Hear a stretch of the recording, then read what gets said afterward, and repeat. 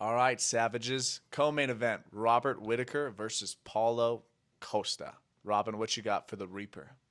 Robert Whittaker is one of our favorite fighters. We've been watching him for years. He operates out of a unusual stance. If you were to see a silhouette of his style, he's one of the few guys where I think a lot of people could pick him out of a lineup based off his silhouette. He operates out of a karate stance with his hands down, sometimes almost pointed forward, but they're not here, they're kind of here, so he can shoot straight with his shots. What he wants to do is control the range, control the distance. He has good fakes, incredible instincts, incredible speed. And when he does want to go, it's in these later days, oftentimes to crash. When he fought back in the day Brad Tavares, he'll dip off that bounce of karate in with his lead hook. He can knock you down with it. If he doesn't knock you down with it, he'll just crash in. When he fought Darren Till repeatedly in the fight, it's a little dip from his stance. He'll crash in, and then he'll use it to grapple. He'll mix in a single leg. He'll get to underhooks. He's totally fine with crashing off his lead hook. It's one of his favorite weapons. Besides that, he likes to go off that same bounce, controlling the timing, controlling the space. He'll go jab into an overhand. In between the jab, the overhand, he's moving his head offline. He's getting himself where he wants. He's looking and watching, trying to hit you right on the temple or right on the ear. He got a really good drop on Darren Till and on Jacare with this technique. Lastly, when I think of his striking, he uses a tracer kick. This is what we saw Leon Edwards knock out Kamaru Usman with, but it's throwing straights, usually your cross, and your kick is following behind it. So now the person getting kicked has to choose. If they see this cross coming and they decide to parry, this hand isn't up to block the kick.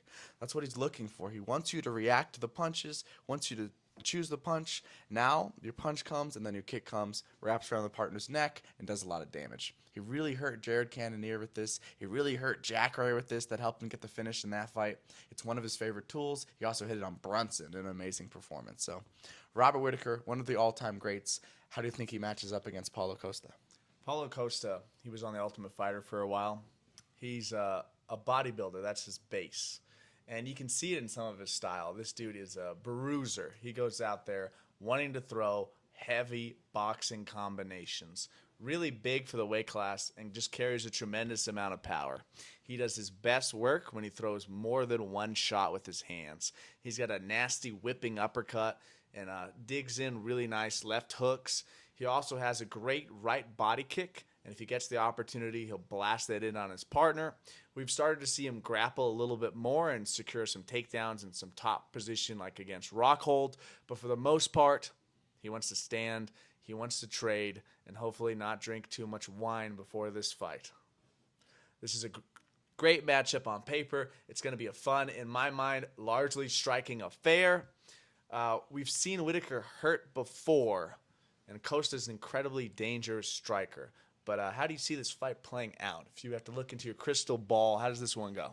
I think Whittaker's too technical, and I know we said, and a lot of people said the same thing about Whittaker versus DDP, but DDP has shown a lot of nuances and a lot of interesting things in his game that I haven't really seen from Costa. I also haven't seen Costa fight lately. He's fought twice in the last 4 years, something like that. Rob's been active. Rob seems in amazing shape. He's motivated to get back in there and get back in the win column. Before he ran to DDP, he was beating every other contender besides the guy who couldn't get to Izzy.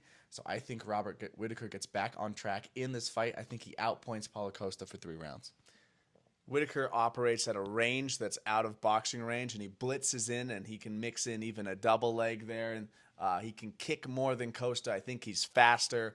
He just can't get caught up against the fence. If he gets hurt, I think he needs to secure a takedown. Multiple times in Whittaker's career, he's been stunned and trying to survive on the feet. I think he needs to secure a takedown if he gets clipped and ride out some top time, really recover, not get swarmed by someone like Costa.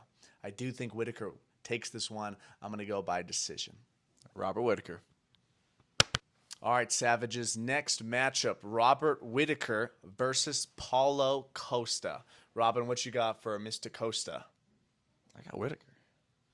All right, ladies and gentlemen, next match, co-main event, Robert the Ripper. Reaper. All right, Savages, co-main event, Robert Whittaker versus Paulo. Can't talk right now. Paulo Costa. Can't talk. Just keep fucking up. Let me do one more. Abracadabra, schmoopity mopity, hip off my property. Ready? Hip off my property. Yep, that's the one. definitely how you say it. Just keep word salading it. Take it slow and work it. Have a sentence in your mind.